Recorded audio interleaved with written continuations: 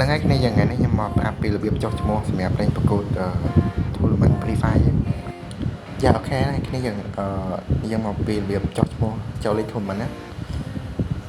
ខាងលើយើងដាក់ឈ្មោះ team យើងដាក់ team យើងមកហ្នឹងហើយតែនេះខ្ញុំដាក់ទៅ2ហើយព្រោះខ្ញុំបង្កើតដាក់ហើយបន្ទាប់ពីដាក់លើហើយយើងខាងក្រោមយើងដាក់លេខ Telegram ដែលយើងប្រើរាល់ថ្ងៃមកយើងដាក់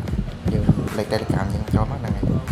ហើយចំពោះខាងក្រោមយើងដាក់ឈ្មោះធានកំហ្នឹងយើងដាក់ឈ្មោះគាត់ដែលហៅគាត់នៅខាងហ្នឹងដាក់ឈ្មោះគាត់មកហើយខាងក្រោមដាក់ឈ្មោះក្នុង game គាត់ហើយបន្ទាប់មកទៀតយើងទៅ copy ID ក្នុង game គាត់មកទៅដាក់ក្នុង pack ក្នុងហ្នឹងមកហ្នឹងហើយកន្លែងនេះវិញយើងដាក់ឈ្មោះសមាជិកទី1សមាជិកដែលយើងត្រូវលេង player ទី1យើងដាក់ឈ្មោះគាត់មកនៅខាងលើហើយឈ្មោះពិតខាងក្រោមឈ្មោះ game ចំពោះ ID យើង copy ID ក្នុង game យើងមកយើងយកមកដាក់ក្នុងនេះអូខេហើយនឹងឲ្យបន្ទាប់ពីដាក់ឈ្មោះ player ទី1ហើយយើងដាក់ player ទី2ទី3ទី4មកដូចគ្នាមកហើយកន្លែងកីឡាក្រុមមកយើងដាក់ឈ្មោះដូចគ្នាមកអញ្ចឹងយើងត្រូវការ player ចំនួន5នាក់បំរុងមួយអញ្ចឹងបន្ទាប់ពីចុះឈ្មោះឲ្យអស់យើងចុចគ្រីសខាងក្រោមចុចគ្រីសទាំងអស់មកហើយ